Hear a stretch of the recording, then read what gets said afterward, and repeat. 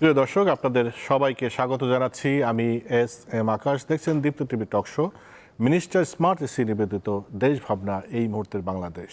আমরা আজ ভারত বাংলাদেশ সম্পর্ক কোন দিকে সে বিষয়ে আমরা আলোচনা করব। আমাদের সাথে দুজন অতিথি আপনাদের সাথে পরিচয় করে দিই। আমাদের সাথে রয়েছেন আলতাফ পারভেজ, লেখক ও গবেষক, আপনাকে স্বাগত জানাই। আমাদের সাথে আছেন দেল এইস খান, ভূ রাজনীতি বিশ্লেষক ও সাংগঠনিক সম্পাদক, জনতার দল, আপনাকেও স্বাগত।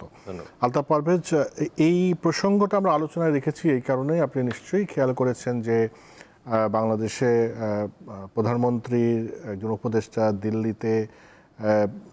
দিল্লি এয়ারপোর্টে হেনস্থার শিকার হয়েছেন, তাকে ঢুকতে দেওয়া হয়নি। এই যে বিষয়টা ঘটল, বাংলাদেশের একজন প্রতিমন্ত্রী মর্যাদার কর্মকর্তাকে সাথে এই আচরণটা ভারত কেন করলো বলে আপনার মনে হয়? আসলে ইতিমধ্যে তো বিস্তারিত বিবরণ বেরিয়েছে যে উনি কী ঘটল। বাংলাদেশের প্রধানমন্ত্রীর উপদেষ্টা, উনি একজন প্রতিমন্ত্রী, এবং দুদিন আগে জানানো হয়েছে বিমানবন্দরে আমাদের রাষ্ট্রদূত উপস্থিত ছিলেন। তারপরেও ওনাকে 2 ঘন্টা বসিয়ে রাখা হলো। পরে অনুমতি দেওয়া হলেও উনি সেটা প্রত্যাখ্যান করেছেন। ভারতের যে বিভাগ, ইমিগ্রেশন বিভাগ যেটা করেছে, আমি বলবো এটা বাংলাদেশের জন্য খুব অস্বস্তিকর, বিব্রতকর, বাংলাদেশের প্রতি অন্যায় করা হয়েছে, অসম্মান প্রদর্শন করা হয়েছে, এতে কোনোই সন্দেহ নেই। এবং আমাদের প্রধানমন্ত্রীর উপদেষ্টা যে ফিরে এসেছেন না ঢুকে, সেটাও ঠিকই করেছে। কারণ একটা ছোট দেশ হলেও আমাদের তো আত্মসম্মানের একটা ব্যাপার আছে। যেটা মনে হচ্ছে আমার, যে এটা একটা স্যাবোটাজ অবশ্যই দুই দেশের। আসলে গত নির্বাচনের পর থেকে ভারত সরকার তো যে বার্তাগুলো দিয়েছিল শুরুতে, যে বাংলাদেশের সাথে সম্পর্ক উন্নয়ন করতে চায়, বাংলাদেশ সরকারও চেষ্টা করছে। এবং এই যে প্রধানমন্ত্রীর উপদেষ্টার এই ঘটনার পরও আমরা খেয়াল করলাম যে উভয় দেশ কিন্তু এটাকে আর ফেনিয়ে তোলেনি, এটাকে আরও বেশি অবনতি ঘটায়নি এই ঘটনাকে। সেটা উভয় দিক থেকে একটা ভালো অ্যাপ্রোচ। ভারতের যেটা মনে হয়, যেটা অনুমান করি, যে ভারতের যে সিভিল প্রশাসন এবং মিলিটারি প্রশাসন, তারা বাংলাদেশকে একভাবে দেখছে। এটা 2024-এর অগাস্ট থেকে এই প্রবণতাটা। আরেকটা হলো ভারতের রাজনীতিবিদরা অন্যভাবে দেখছেন। ভারতের রাজনীতিবিদদের অন্তত একটা উপলব্ধি আছে, একটা বড় অংশের, যে বাংলাদেশে তাদের গত 24-এর আগের 15 বছরে যে দৃষ্টিভঙ্গি, যেসব পদক্ষেপ, মানে বাংলাদেশ নীতিতে কিছু ভুল ছিল এবং সেটার জন্য ভারতের ক্ষতি হয়েছে ভূ রাজনীতিকভাবে। কিন্তু ভারতের সিভিল প্রশাসন এবং মিলিটারি প্রশাসন আমার দৃষ্টিভঙ্গিতে বাংলাদেশ বিষয়ে এখন খুবই হোস্টাইল রয়েছে। এই দুটোর সমন্বয় হচ্ছে না। দেখুন, ভারত সরকার যেটা একটা রাজনৈতিক সরকার, তারা বাংলাদেশে ওই জন্যই প্রশাসনের কাউকে, মানে কূটনীতিক বিভাগের, বিদেশ মন্ত্রকের কাউকে রাষ্ট্রদূত করেনি, একজন রাজনীতিবিদকে রাষ্ট্রদূত করে পাঠিয়েছে, হাই কমিশনার। হ্যাঁ, মানে ফলে তাদের অ্যাপ্রোচের এইটা একটু ভিন্নতা আমরা দেখছি। কিন্তু সাথে সাথে তো সীমান্তে পুশব্যাক শুরু হয়ে গেছে, এবং এই পুশব্যাককেও যতটা রাজনৈতিক তার চেয়ে বেশি প্রশাসনিক, মানে এখানে মিলিটারি প্রশাসনের কাজ করছে, সিভিল প্রশাসনও কাজ করছে। এবং তাদের দিক থেকে যেটা আমি বললাম, যে বাংলাদেশ বিষয়ে একটা আক্রমণাত্মক মনোভঙ্গি কাজ করছে, এই দুটোর সমন্বয় ঘটছে না বাংলাদেশ বিষয়ে। কিন্তু বাংলাদেশের সামনে আসলে ভারতের সাথে সম্পর্ক ভালো না করে বিকল্পও নেই। সেই জন্য বাংলাদেশ ধৈর্য ধরে আমার মনে হয় বিষয়গুলো দেখছে, কিন্তু একের পর এক তো বিরূপ ঘটনাই ঘটছে। বসেন, তারপরে এটা ঘটলো। যে আমরা এই আরও আলোচনা করব আসলে কি করা যেতে পারে, একটার পর একটা ব্যাখ্যা বিশ্লেষণ আমরা করব যে কেন এটা ভারত করলো। আমি দেল এইস খান, আপনি কিভাবে দেখেন, বিশেষ করে যেটা আলতাফ পারভেজ যেটা ব্যাখ্যা করলেন, যে মিলিটারি বা সিভিল তাদের যে দৃষ্টিভঙ্গি এবং রাজনৈতিক দৃষ্টিভঙ্গির মধ্যে আসলে সিনক্রোনাইজেশন হচ্ছে না। এছাড়া ভারতের মতো একটা দেশ এইরকম আচরণ করবে একজন সরকারের, মানে এটা কি কোনো বার্তা দিতে চাচ্ছে ভারত? ধন্যবাদ। ডক্টর জাহিদ বাংলাদেশের সরকারের একজন উপদেষ্টা, এবং তাকে দিল্লির আমন্ত্রণেই তিনি নয়াদিল্লি এয়ারপোর্টে গিয়েছিলেন। ওখানে তিনি আমন্ত্রিত একজন অতিথি ছিলেন বাংলাদেশের, এবং দুই দেশের হাই দিল্লি কমিশন সরকারের আমন্ত্রণ না, এটা দিল্লিতে একটা ভেন্যু, ওখানে একটা কনফারেন্স হচ্ছিল, সেখানে তিনি আমন্ত্রিত ছিলেন। তার মানে আমন্ত্রিত অতিথি হিসেবে সেখানে গিয়েছেন। দুই দেশের হাই কমিশন তার এই যাতায়াতের ব্যাপারে অ্যাওয়্যার ছিল, এবং আমরা যা শুনলাম ডক্টর জাহিদের কাছ থেকে যে বাংলাদেশের যে রাষ্ট্রদূত আছেন তিনি তার পাশেই ছিলেন পুরো ঘটনাকালীন সময়ে। তো এরকম একজন আমন্ত্রিত অতিথি তিনি আসলে যদি ব্ল্যাকলিস্টেড হয়ে থাকেন, যেটা আমরা নরেন্দ্র মোদীর ক্ষেত্রে দেখেছি যে দীর্ঘ 9 বছর তার ভিসা কিন্তু আমেরিকা প্রভোগ করে রেখেছিল গুজরাটের ইস্যুর কারণে, কিন্তু পরবর্তীতে যখন তিনি প্রধানমন্ত্রী হয়ে গেলেন তখন আন্তর্জাতিক রীতি অনুযায়ী অটোমেটিক্যালি এটা তামাদি হয়ে যায়। ডক্টর জাহিদের ক্ষেত্রে যে ইয়েটা হয়েছে যে একটা সময় তিনি ভারত বিরোধী অথবা ভারতীয় আধিপত্যবাদ বিরোধী একটা অবস্থান নিতেন। সেই অবস্থান নেওয়ার প্রেক্ষিতে হয়তো ভারতের একটা মহলে তিনি ব্ল্যাকলিস্টেড আছেন। কিন্তু অবাক করার ব্যাপার যেটা, সেটা হচ্ছে যে নিউ দিল্লি ইমিগ্রেশন পুলিশের তো আসলে এইটা কনসার্ন হওয়ার কথা না, যখন তার সার্ক ভিসা আছে, তার সাথে রাষ্ট্রদূত উপস্থিত আছে, তারপরেও তাকে যখন হেনস্থা করা হয় তখন আসলে এটা শুধুমাত্র ব্যক্তি ডক্টর জাহিদের অপমান না, এটা বাংলাদেশের প্রতি সামগ্রিকভাবে ভারত প্লাস ধরেন নয়াদিল্লি যে ইমিগ্রেশন আছে তাদের একটা মনস্তত্ত্বের বহিঃপ্রকাশ। এবং এই মনস্তত্ত্বটা আসলে নতুন কিছু না। এটার ব্যাপারে আমি কয়েকটা রেফারেন্স দিলে আপনি বুঝতে পারবেন। যেমন ফার্স্টলি আমি বলবো যে একজন ভদ্রলোক, তার নাম হচ্ছে ভারত কার্নার্ড, ঠিক আছে? তিনি সিকিউরিটি ওয়াইজ নামের একটা ওয়েবসাইটে ব্লগ লেখেন এবং তিনি নিজেকে দাবি করেন ইন্ডিয়াস ফোরমোস্ট কনজারভেটিভ স্ট্র্যাটেজিস্ট। তো তার দাবি যেটা, সেটা হচ্ছে this is the right time for India to pinch Bangladesh to take Rangpur division. বাংলায় বললে রংপুর ডিভিশন বাংলাদেশের কাছ থেকে কেড়ে নেওয়ার জন্য এইটা হচ্ছে ভারতের মোক্ষম মুহূর্ত, ঠিক আছে? মানে এরা প্রভোকেশন আছে। দুই নম্বরে যেটা আমি রেফার করব সেটা হচ্ছে স্বরাজ্য পত্রিকায় এই যে আর জগন্নাথন নামে একজন ভদ্রলোক, তিনি একটা লেখা লিখেছেন। ওখানে উনি বলছেন যে ওই যে পার্টিশন হয়েছিল যখন পাকিস্তান ভারত 47-এ, ওইটা নাকি অসম্পূর্ণ রয়ে গেছে, ঠিক আছে? তার কথা হচ্ছে যে রংপুর অঞ্চলটাকে পার্টিশন করে ফেলতে হবে, এবং পার্টিশন করে যেটা করতে হবে, হিন্দু যারা আছে তাদেরকে রংপুরের যে বর্ডারটা আছে আমাদের, ওইটার ওই পারে ভারতীয় যে অঞ্চল আছে ওই জায়গাটায় নিয়ে যেতে হবে সব হিন্দুদেরকে, আর মুসলমানদেরকে নিচে নামিয়ে দিতে হবে। Black and white written. আর হচ্ছে জয়দীপ মজুমদার ওই একই স্বরাজ্য পত্রিকায় তিনি লিখছেন, তার থিওরিটা হচ্ছে হিন্দু হোমল্যান্ড ক্রিয়েশন থিওরি, ঠিক আছে? উনি যেটা বলতেছেন যে শিলিগুড়ি করিডোরটা যেটা আছে এটা 22 কিলোমিটার চওড়া। উনি বলতেছেন এইটাকে ওয়াইড করে 150 কিলোমিটার চওড়া করতে হবে, যেন মেইনল্যান্ড ইন্ডিয়ার সাথে 7 সিস্টার্সের একটা অটুট এবং অবারিত একটা যোগাযোগ ব্যবস্থা স্থাপিত হয়। এবং এই জায়গাটায় তারা যেটা বলছে যে ওই যে লুইজিয়ানা ট্রেড যেরকম হয়েছিল আমেরিকানদের, সেই রকম করে রংপুর কিনে ফেলার জন্য বাংলাদেশকে প্রথমে প্রস্তাব দেওয়া যেতে পারে। যদি বাংলাদেশ রাজি না হয় তাহলে বাই ফোর্স নিতে হবে এটা, ঠিক আছে? তো এটা যদি তাদের ইন্টেলেকচুয়ালদের মাথায় এই জিনিস থাকে এবং তারা যদি পত্রপত্রিকা এটা নিয়ে লেখে এবং কথাবার্তা বলে, তো স্বাভাবিকভাবেই তো এইটা দুই দেশের সম্পর্কে প্রভাব ফেলে, ঠিক আছে? তো এইটারই একটা বহিঃপ্রকাশ হিসেবে আপনি দেখতে পারেন যে এই যে বাংলাদেশি একজন উপদেষ্টা যখন যায় তখন তাদের ভিতরে এই মনস্তত্ত্বটা কাজ করে, এবং তারই একটা বহিঃপ্রকাশ আমরা এখানে দেখতে পাই। আপনাকে আসবে আলতাফ পারভেজ, যেটা ডিএলএসএন বললেন সেটা নিয়ে যদি আপনি কিছু মন্তব্য করতে চান বা আপনার ব্যাখ্যা দিতে পারেন। সাথে আমি একটা প্রশ্ন আর একটা করে দিই একই সাথে, যেটা আপনি বলছিলেন যে সিভিল মিলিটারি ব্যুরোক্রেসির সাথে রাজনৈতিক দলের যে একটা হয়তো সিনক্রোনাইজেশন হচ্ছে না বলে বলছেন, কিন্তু যে রাজনৈতিক ব্যক্তিত্ব যিনি বর্ষিয়ান এবং অনেক সিনিয়র রাজনীতি মন্ত্রী ছিলেন, যাকে পাঠাইলেন, তিনি বাংলাদেশের মাটিতে এসে যা বলেছেন সেটা নিয়েও তো অনেক বিতর্ক হচ্ছে যে 140 কোটির সাথে 20 কোটি যোগ করে দিয়ে তিনি কি একসাথে বড় শক্তির স্বপ্ন দেখেন। জিনিসটা নিয়ে অনেকেই তো এটা সার্বভৌমত্বের দৃষ্টিকোণ থেকে ব্যাখ্যা করার চেষ্টা করছেন। আসলে আপনার অনেকগুলো প্রশ্ন। একটা হলো যে আপনি শুরুতে যেটা বললেন যে ভারত কি কোনো বার্তা দিচ্ছে এইসব ঘটনায়? হ্যাঁ, ভারত বার্তা দিচ্ছে। ভারতের আসলে কিছু চাওয়া পাওয়া রয়েছে বাংলাদেশের ব্যাপারে। এটা পুশিনের মধ্য দিয়ে বা এটা ভারত বাংলাদেশকে অনেক চাপে রাখবে, এটা আমাদের ভালো লাগবে না নিশ্চিতভাবেই বাংলাদেশের।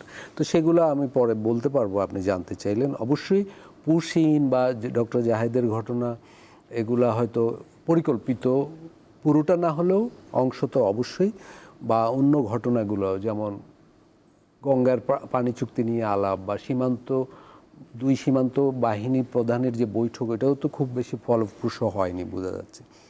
আসলে অনেকগুলো প্রভোকেশন কিন্তু দুদিক থেকেই।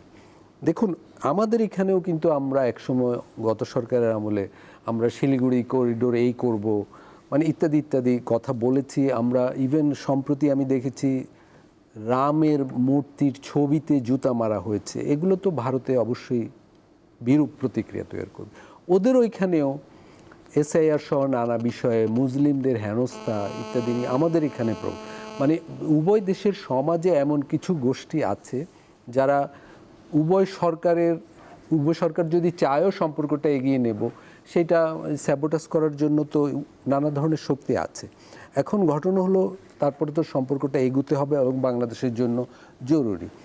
ডক্টর জাহেদ বা অন্য কেউ যদি ভারতের ব্যাপারে অতীতে ক্রিটিক্যাল মন্তব্য করে থাকেনও, সেটার জন্য তো তাদের বিমানবন্দরে বসিয়ে রাখা যাবে না, কারণ তারা একটা নির্বাচিত সরকারের অংশ। শুভেন্দু অধিকারী যা বলেন বাংলাদেশ নিয়ে, সেটা তো গ্রহণযোগ্য নয়, বাংলাদেশের জন্য অস্বস্তিকর। কিন্তু উনি পশ্চিমবঙ্গের মুখ্যমন্ত্রী হিসাবে ঢাকা সফরে আসলে তাকে তো ঢাকা বিমানবন্দরে 2 ঘন্টা বসিয়ে রাখা যাবে না বা ঠিক হবে না। কিন্তু এই ব্যাপারগুলো ঘটছে। এখন ঘটছে হলো ওই যেটা আমি বললাম যে ভারতের দিক থেকে কিছু বার্তা হয়তো আছে। এখন একটা আমরা সেই বার্তাগুলো কি, সেটা হয়তো আমাদের কূটনীতিকরা ভালো জানেন, আমরা অনুমান করতে পারি শুধু সাধারণ মানুষ হিসাবে। একটা হতে পারে যে চীনের সাথে বাংলাদেশের সম্পর্ক নিয়ে তাদের কিছু বলার আছে, তুরস্কের সাথে বাংলাদেশের বিকাশমান সম্পর্ক নিয়ে কিছু বলার আছে, তারা বাংলাদেশের সাথে যুক্তরাষ্ট্রের সম্পর্ক নিয়ে হয়তো কিছু বলার আছে, তিস্তা প্রকল্প নিয়ে কিছু বলার আছে, আওয়ামী লীগের ব্যাপারে তাদের কিছু বলার থাকতে পারে। এইগুলো হলো সম্ভাব্য বিবেচ্য বিষয়। কিন্তু সামগ্রিকভাবে যেটা মনে হচ্ছে যে বাংলাদেশ ভারতের সাথে সম্পর্ক ভালো করতেই হবে, এটা যেমন গুরুত্বপূর্ণ, এবং ভারত মনে করছে বাংলাদেশ চাইলেও এখন চীনের দিকে ঝুঁকতে পারবে না। কারণ বিগত সরকার যুক্তরাষ্ট্রের সাথে যে বাণিজ্য চুক্তি করে গেছে, তার ফলে যুক্তরাষ্ট্র বাংলাদেশকে চীনের সাথে সম্পর্ক নিবিড় করতে নাও দিতে পারে। ভারত এটা ভালো করেই জানে। ফলে বাংলাদেশকে আমি বলবো একটা প্লে করার জন্য খুব অল্প জায়গা আছে। বাংলাদেশকে খুব একটা মানে কোণঠাসা অবস্থায় রেখে গেছে বিগত সরকার।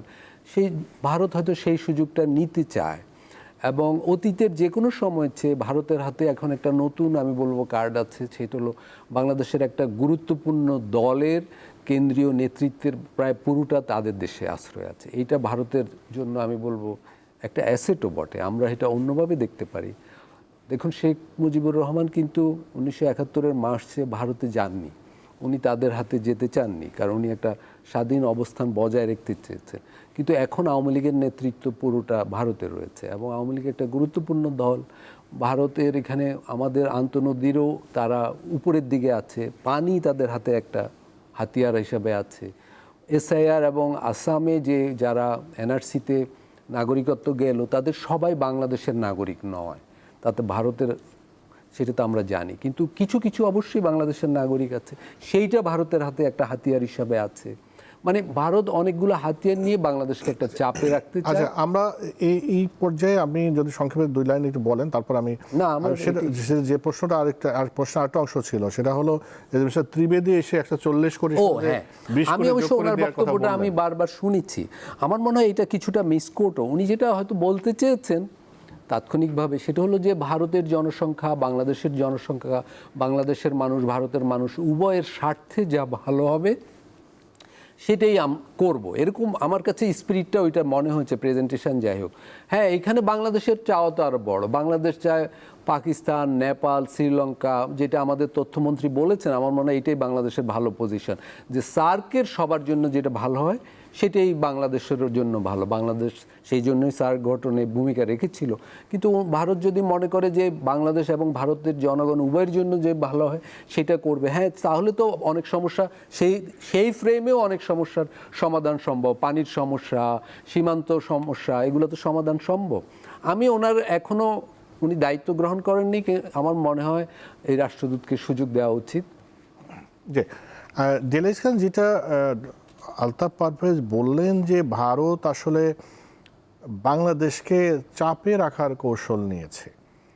আমরা এর আগে যেটা শুনেছি, ভারত বারবার বলেছে, যখন ইন্টারিম গভর্নমেন্ট ছিল, ইন্টারিম গভর্নমেন্টকে তো ভারত মানতেই চায়নি। তার কারণ তাদের তো একটা শক তখন ছিল, শেখ হাসিনার গভর্নমেন্ট তাদের একদম নিজের সরকার বলা যেতে পারে, তারা তাদের পতন ঘটেছে, ইন্টারিম গভর্নমেন্টকে মেনেই নেবে না, রাজনৈতিক সরকার আসলে তারা সম্পর্ক পুনঃস্থাপন করবে, দুই দেশের থেকেই বার্তাটা দেয়া হচ্ছিল। কিন্তু এখন কি এমন ঘটলো যে এই পুশ ইন করতে হবে, ওখানে বেড়া দিতে হবে বা উপদেষ্টাকে হেনস্থা করতে হবে সরকার? ভারত এই জায়গাটায় কেন আসলো আপনার কি মনে হয়? মানে বাংলাদেশকে চাপে রাখার জন্য এই কৌশলটা কেন নিল? ধন্যবাদ। আপনি এই প্রশ্নটা অনেক গভীর, ব্যাপ্তি অনেক বড়। আপনি এটাকে মানে কুইক ফিক্স হিসেবে দেখলে পরে জিনিসটা ভুল হবে। আপনাকে 1947 দিকে তাকাতে হবে। 1947 ভারতের জন্য প্রধান থ্রেট ছিল হচ্ছে ভারতের দুই পাশে পাকিস্তান, ঠিক আছে? তো ওই থ্রেটটাকে তাদের এলিমিনেট করা দরকার ছিল এই কারণে যে ভারতের সাথে, মেইনল্যান্ড ভারতের সাথে সেভেন সিস্টার্সের যে সংযোগ স্থল, এটা অনলি 22 কিলোমিটার চওড়া একটা জায়গা দিয়ে গেছে, যেটাকে চিকেন স্নেক বলা হচ্ছে, এবং এটা একটা স্ট্র্যাটেজিক চোক পয়েন্ট, ঠিক আছে? এবং এটা চায়না যে কোনো সময় এটা চেপে ধরে ওটা আলাদা করে ফেলতে পারবে। আর এদিক থেকে পাকিস্তান যখন অখণ্ড ছিল, তখন পাকিস্তানের আরেকটা সুযোগ ছিল বাংলাদেশ এন্ড থেকে ওটা করার।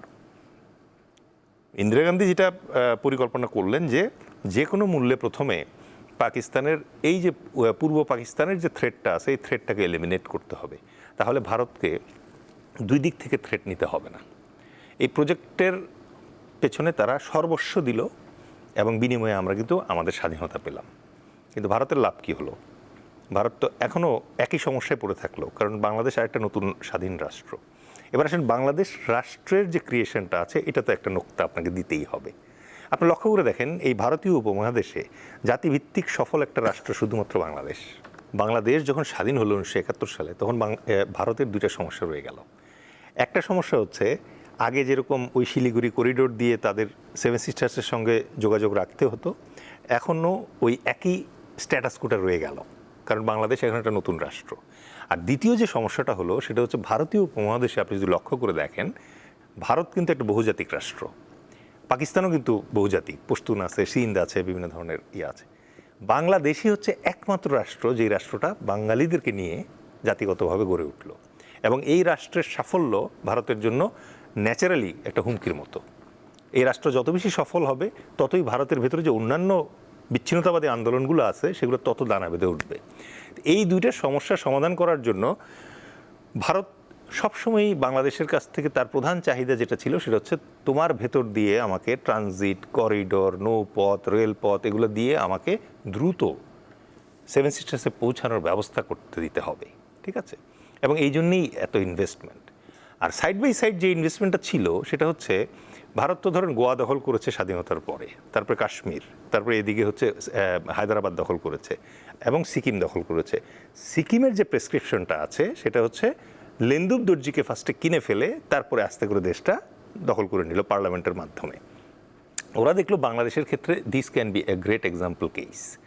যেটা দিলে পরে যেটা সুবিধা হতে পারে, সেটা হচ্ছে বাংলাদেশকে যদি দখলই করে ফেলা যায় ছলে বলে কৌশলে একটা সময়ে এসে, তাহলে তাদের এই প্রবলেম চিরতরে সলভ হয়ে গেল, তাদের সেভেন সিস্টার্সে যাওয়া আসার যে ঝামেলাটা হচ্ছে।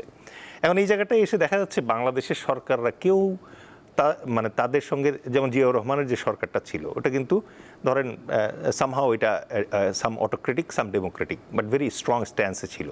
ইভেন আপনি ধরেন গঙ্গার পানি চুক্তিতে জিয়াউর রহমান যে গ্যারান্টি ক্লজগুলো আদায় করেছিলেন, এটা কিন্তু পরে আর কেউ করতে পারে নাই।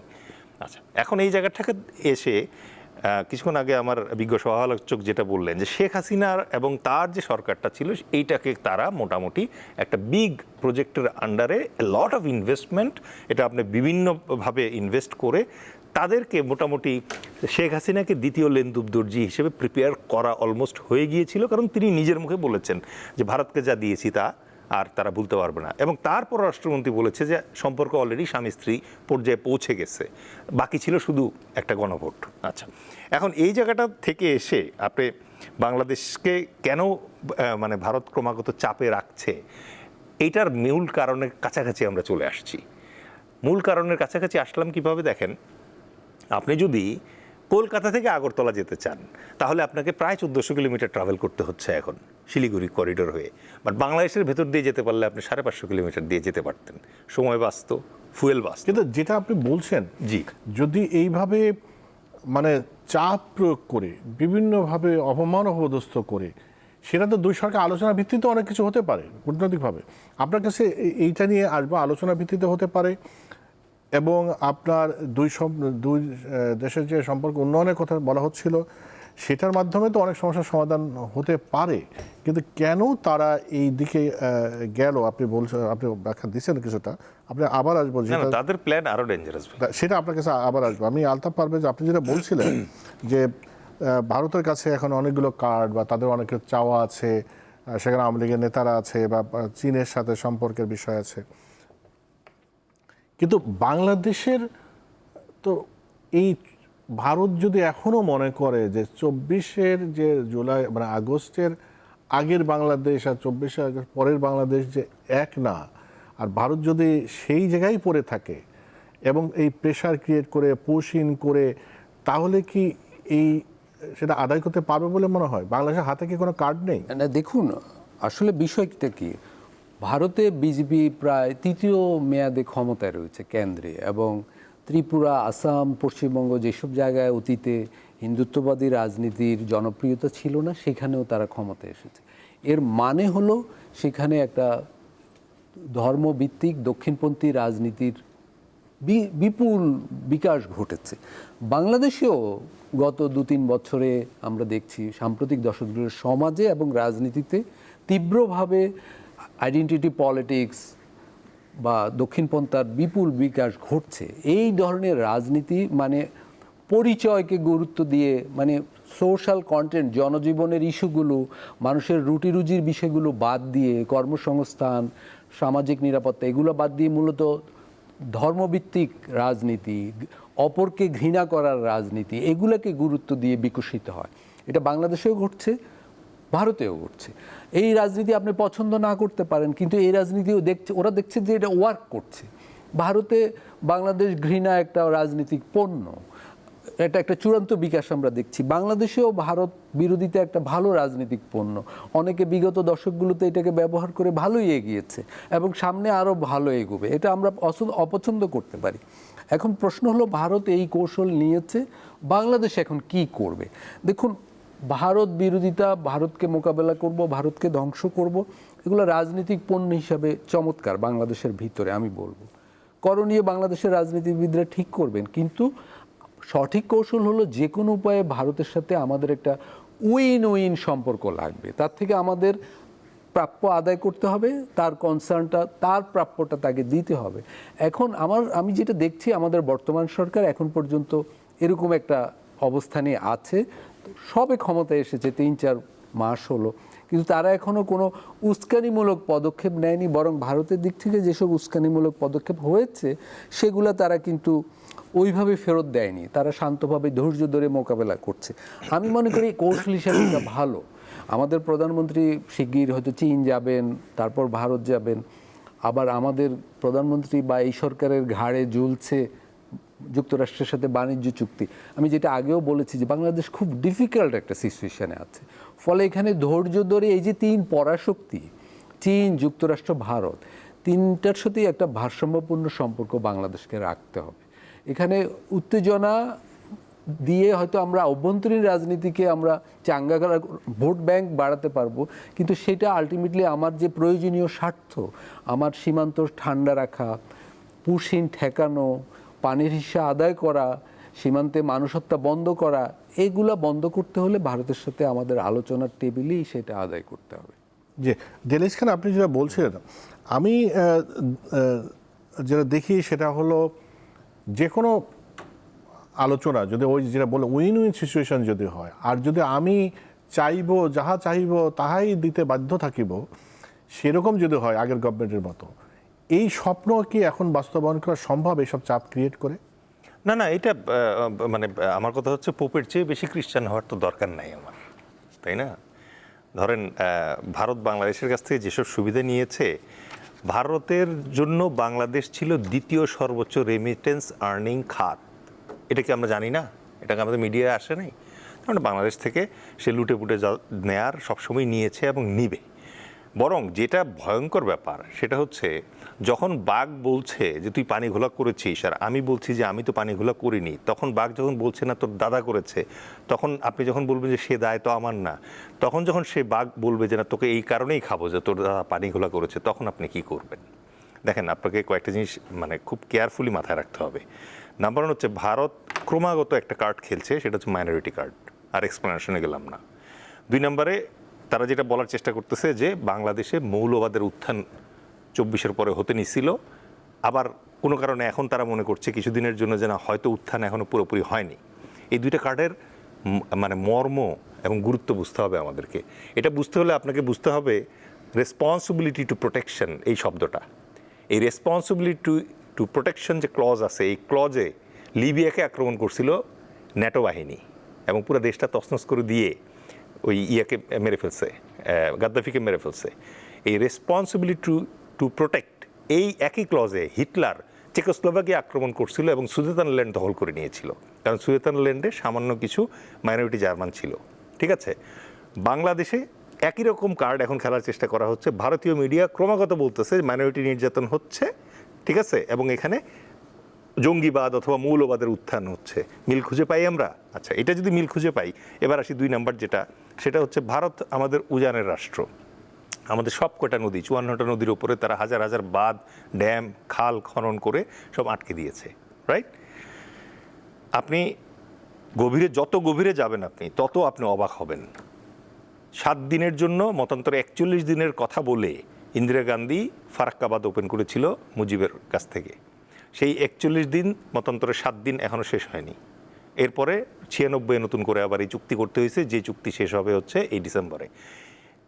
এখন আমার প্রশ্ন হচ্ছে, এই জায়গায় 54টা নদীর ভিতরে মাত্র 3টা নদী নিয়ে চুক্তি আছে নামকাওয়াস্তে। একটা হচ্ছে এই পদ্মা, একটা হচ্ছে কুশিয়ারা, আর একটা হচ্ছে ফেনী নদী। প্রত্যেকটাতে আমরা কিন্তু ব্যাকফুটে আছি, আমরা কোনোটাতেই কিন্তু আমাদের গ্যারান্টি ক্লজ এনশিওর করতে পারি নাই। তাহলে বাকি যে 51টা নদী আছে, এই নদী নিয়ে কে কথা বলবে? তো এই যে একটা গ্র্যান্ড ডিজাইন, বেসিন ওয়াইড আমাকে মনে করেন যে ড্রাই করে ফেলার প্ল্যান করা, এই যে আপনি যখন এখানে বাঁধ দিবেন, বাঁধ দিলে পরে বাঁধের এই পাশের অংশটা রক্ষা পাবে, কিন্তু বাঁধের ওই পাশের অংশটা কিন্তু ওয়াস্ট হয়ে যাবে। নদী বিশেষজ্ঞ যারা আছেন এবং যারা এই ধরনের কাজ করেন তারা বলছেন যে এই যে ভারত পরিকল্পিতভাবে ডুম্বুর, তারপরে হচ্ছে গজলডোবা, ফারাক্কা, এদিকে টিপাইমুখী, এগুলো দিয়ে যেটা করার চেষ্টা করছে, সেটা হচ্ছে বাংলাদেশ যেহেতু একটা বদ্বীপ, সুতরাং এই বদ্বীপে যখন পলি আর আসবে না, তখন মোহনা থেকে পানি উপরে উঠে আসবে, উঠে এসে আমাদেরকে ওয়াশ করে নিয়ে চলে যাবে। আচ্ছা, এখন আপনি দেখেন এই উজান সুরক্ষার জন্য today or tomorrow, believe in me, বাংলাদেশকে আন্তর্জাতিক আদালতে যেতে হবে নদী আইনে।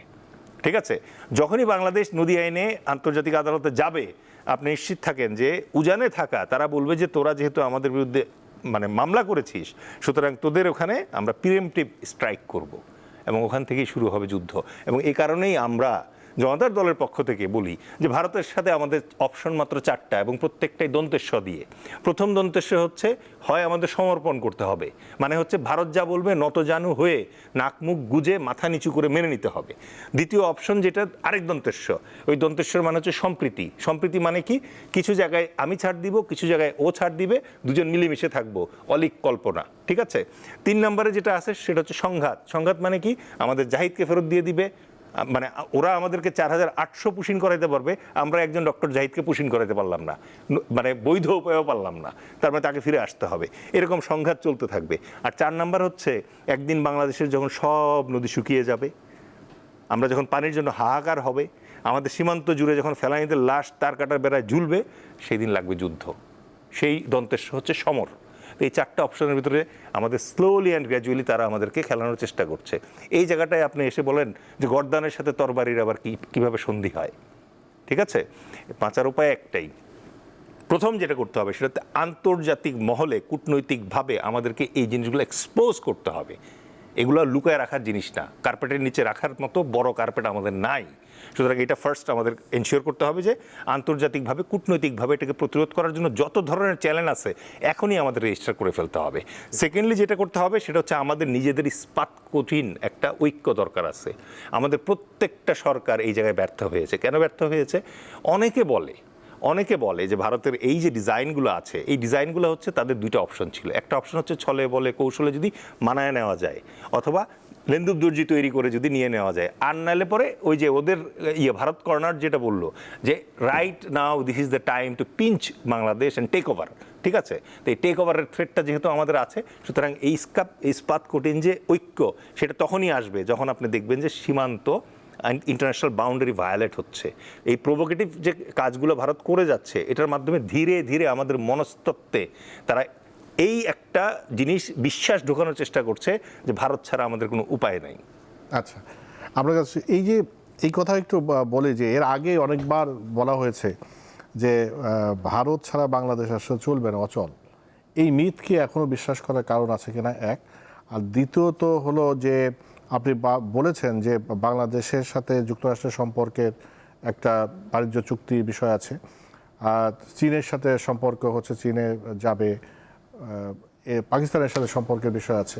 এই যে যুক্তরাষ্ট্রের সাথে সম্পর্ক, চীনের সাথে সম্পর্ক, পাকিস্তানের সাথে সম্পর্ক, বাংলাদেশ তো তার স্বার্থটা আগে দেখবে না, যেটা বলছে যে বাংলাদেশ সবার আগে বাংলাদেশ বলছে না। তো সেক্ষেত্রে ভারতের কি এখানে আসলে মানে একটু তারা কি আশঙ্কিত হয়ে অবস্থায় আছে বাংলাদেশকে নিয়ে, যার জন্য তারা আবার 24-এর আগে ফেরত দিতে চায় সরকারকে? দেখুন, অনেকগুলো প্রশ্ন আপনি একসাথে করলেন।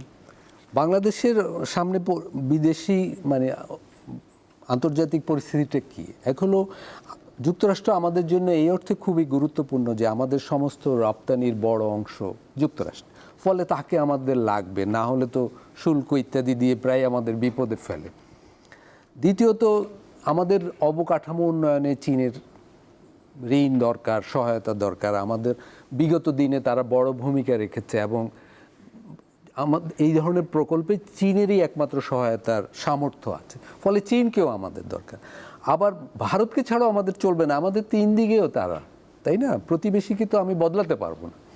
তার মানে ভারত, যুক্তরাষ্ট্র, চীন, তিনটা শক্তিকেই আমার ভিন্ন ভিন্ন স্বার্থে প্রয়োজন। এখানে এই প্রয়োজনীয়তা মানে এটা একটা বাস্তবতা, ফলে তিনটার সাথেই কূটনীতিকভাবে আমাকে সমস্যার সমাধান করতে হবে। যুক্তরাষ্ট্রের সাথে বিগত সরকার যে বাণিজ্য চুক্তি করেছে সেটা তো একটা কি বলবো, একটা দাসোচিত ব্যাপার ঘটে গেছে। তো অনির্বাচিত সরকার হয়েও তারা এটা করেছে। এর ফলে কিন্তু চীনের সাথে চাইলেও বাংলাদেশ এখন সম্পর্ক উন্নয়ন করতে পারছে না। নতুন সরকারের সামনে এটা একটা চ্যালেঞ্জ। চীনকে দরকার বাংলাদেশের ভীষণভাবে, কিন্তু এটা কিভাবে করবে? তাহলে এটা একটা কূটনীতিক চ্যালেঞ্জ হয়ে আছে। তাহলে সেই বাণিজ্য চুক্তি রিভিউ করতে হবে, বাতিল না করলেও, এবং চীনের সাথে আমাদের সম্পর্ক উন্নয়ন ঘটাতেই হবে অর্থনৈতিক প্রয়োজনে, এবং যদি তিস্তা প্রকল্প দেয় সেই ক্ষেত্রে। আবার ভারতের যদি অনেক বিষয়ে আপত্তিও থাকে, ভারতের সাথেও আমাদের বসতে হবে। দেখুন, আপনার তিন দিকে ভারত, একদিকে বর্মা, চারটা সীমান্তেই আমাদের ভারতের সাথে বসার কথা যে বলছেন, হ্যাঁ, এখন আমি এটা বলছি যে ভারতের অ্যাপ্রোচ তো খুবই আক্রমণাত্মক, সমস্যা তো সেটাই। তো সেইটা এখন আমরা তো এই অ্যাপ্রোচের বিরুদ্ধে আমাদের সরকার আরেকটা আক্রমণাত্মক অ্যাপ্রোচ নিলে যেটা হবে, উত্তেজনাটা বাড়বে, তাতে আমাদের স্বার্থের কিছু হবে না। কিছু কিছু বিষয়ে আমাদের আন্তর্জাতিক ফোরামে যেতে হবে, যেমন নদী বিষয়, এমনকি পুরসীন বিষয়। আমি বলবো এই পুরসীন বিষয়ে বাংলাদেশ সরকার রাষ্ট্রদূতদের, বিদেশি রাষ্ট্রদূতদের, বিভিন্ন দেশের রাষ্ট্রদূতকে এটা দেখাতে পারত। আন্তর্জাতিক মানবাধিকার সংগঠনগুলোকে এখানে আনুষ্ঠানিকভাবে সীমান্তে নিয়ে দেখানোর দরকার আছে। তারপরও বিভিন্ন সংগঠন, হিউম্যান রাইটস ওয়াচ তো অলরেডি রিপোর্ট করে দিয়েছে। আমি বলবো এগুলো একটা কূটনীতিকভাবে যেটা বিদেশিদের দেখানো দরকার, যেটা জাতিসংঘে নেওয়া দরকার, যেটা আলোচনার টেবিলে ভারতকে কিভাবে আনা যায় সেটা দেখুন। ডোনাল্ড ট্রাম্প যখন ক্ষমতায় আসলো, চীনের বিরুদ্ধে অনেক আগ্রাসী পদক্ষেপ নিয়েছিলেন, কিন্তু এখন আবার ইরান যুক্তরাষ্ট্র কি আলোচনার টেবিলে আসছে না? কেউ মধ্যস্থতা করেছে, পাকিস্তান মধ্যস্থতা করেছে।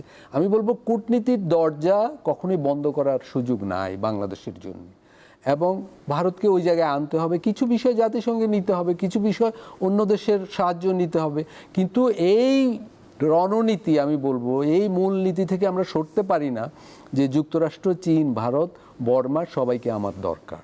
এটাই বাস্তবতা। কিন্তু সেটা তো বাংলাদেশ যেমন মনে করছে দরকার, এবার ভারত যেমন তার হ্যাঁ, এখানে ওই যে- সম্পর্ক ওই যুক্তরাষ্ট্রের রক্তচক্ষু উপেক্ষা করে রাশিয়ার সাথে সম্পর্ক করছে না, তেল কিনছে না, তা যদি করতে পারে, আমরা চীনের সাথে সম্পর্ক করতে গেলে তাদের গাত্রদাহ হবে।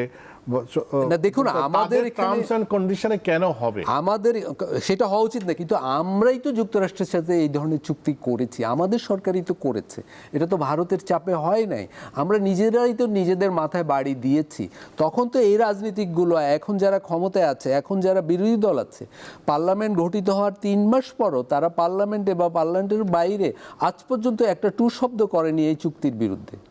তার মানে ওইখানে সমস্যা কি? ভারত বিষয়ে তো কথা বলছি, ন্যায্যভাবেই বলছি যে ভারত আমাদের কি কি স্বার্থ দেখছে না, কিন্তু যুক্তরাষ্ট্র যে আমাদের সব বিষয়ে যে একটা বিরাট মানে বাধা তৈরি করলো, আমাদের গলা টিপে ধরে রেখেছে, তো সেই বিষয়ে আমাদের রাজনৈতিক দলগুলো তো একটা টু শব্দ করলো না। তার মানে এইসব বিষয়ে বিদেশ নীতির ক্ষেত্রে আমাদের রাজনৈতিক দলগুলোর ভিতরেই তো সমস্যা আছে।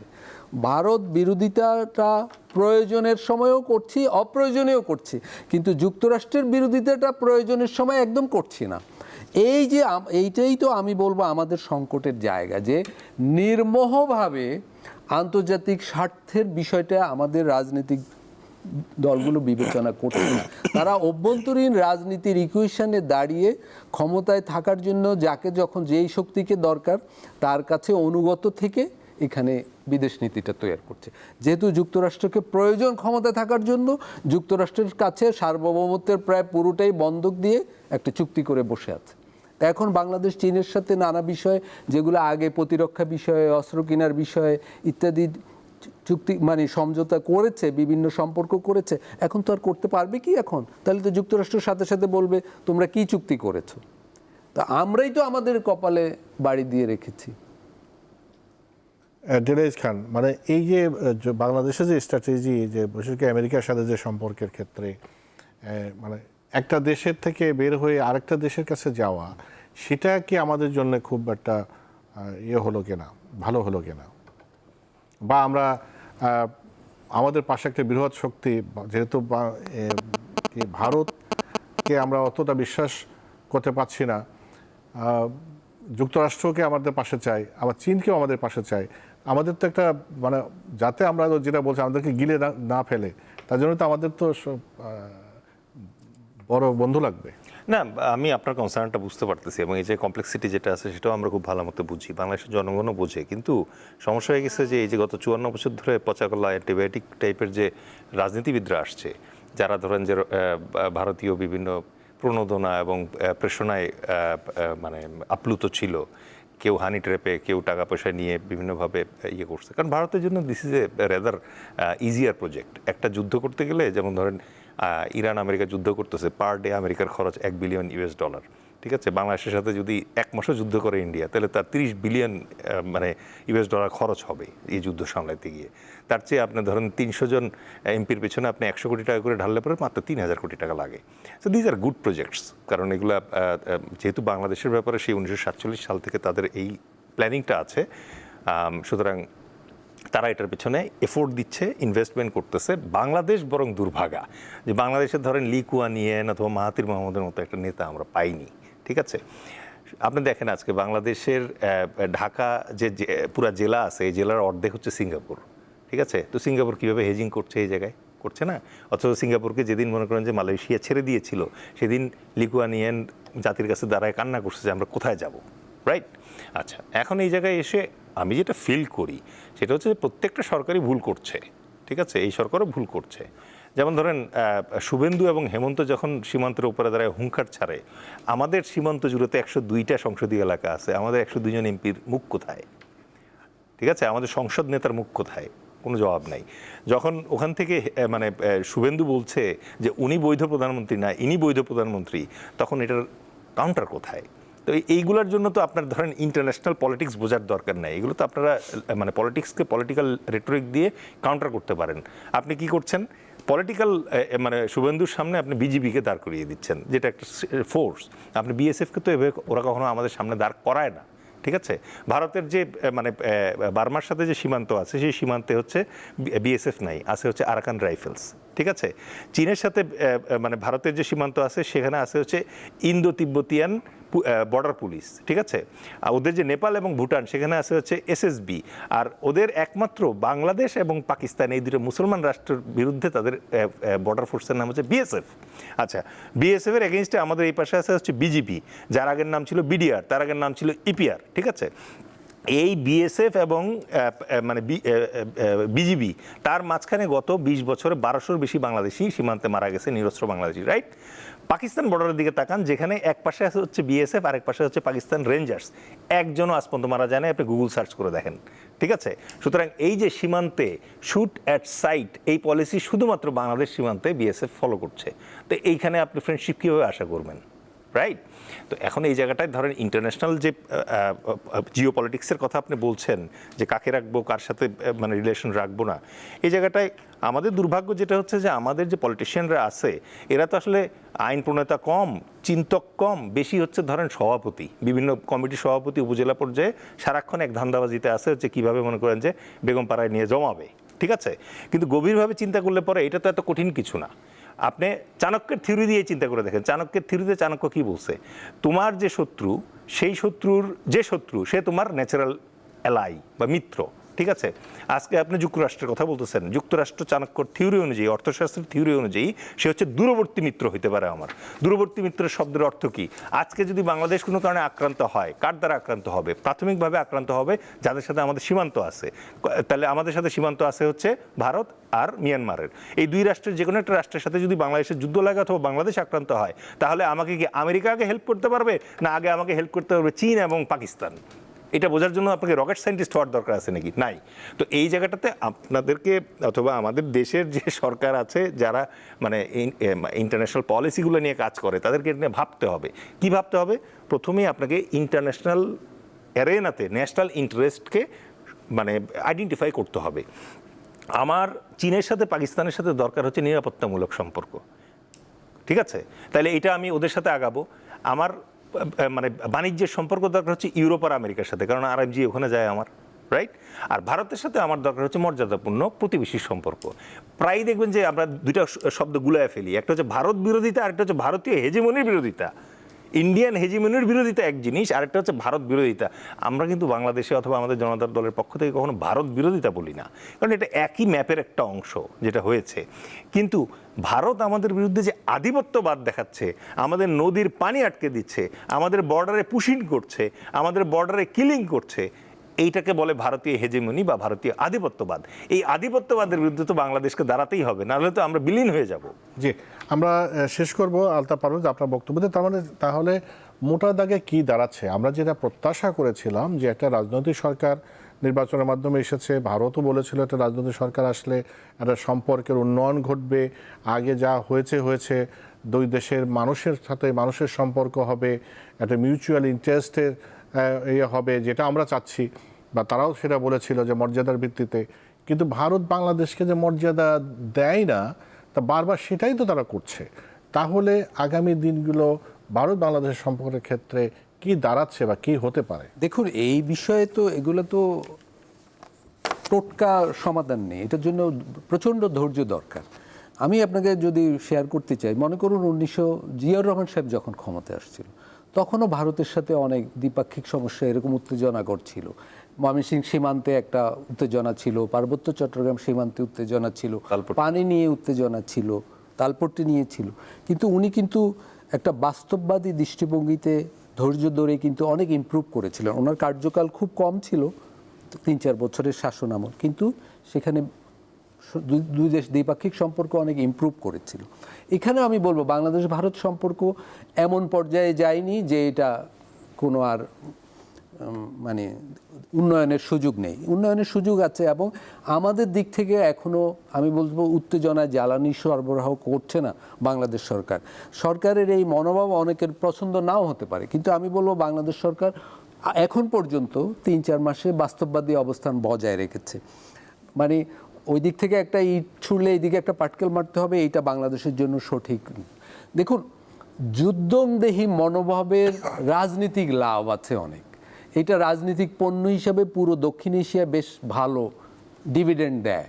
পরিচয়বাদী রাজনীতি, মৌলবাদী রাজনীতি, ধর্মভিত্তিক রাজনীতি, অপর দেশ, অপর জাতি, অপর ধর্মের মানুষকে ঘৃণা করার রাজনীতি, এগুলো রাজনীতিকভাবে লাভজনক, কিন্তু জাতীয় স্বার্থের জন্য যারা রাষ্ট্রনায়ক, যারা চেয়ারে বসেছে তাদের জন্য লাভজনক না। এতে খুব বেশি অর্জন করা যায় না। যুদ্ধ কারাগার, যুদ্ধে কি কোনো জেনারেল মারা যায়? যুদ্ধে কি কোনো রাজনীতিবিদ মারা যায়? না। যুদ্ধে জওয়ান মারা যায়, সীমান্তবর্তী মানুষ মারা যায়, তাদেরই ক্ষতি হয়। আজকে যে বাংলাদেশ পানি আনতে পারে নাই, এটা রাজনীতিবিদদের ব্যর্থতা, কিন্তু এর ভোগান্তি কি ওই অববাহিকার মানুষদের।